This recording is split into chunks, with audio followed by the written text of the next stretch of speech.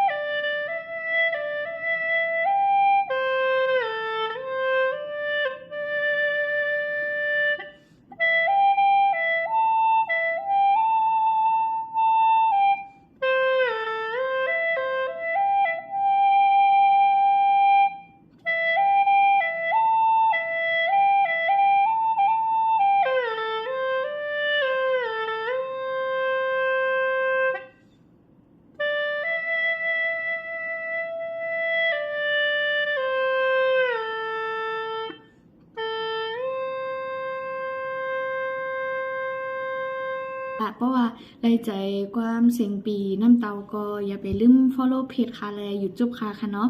ค่ะยินจมกุ๊กก็ค่ะ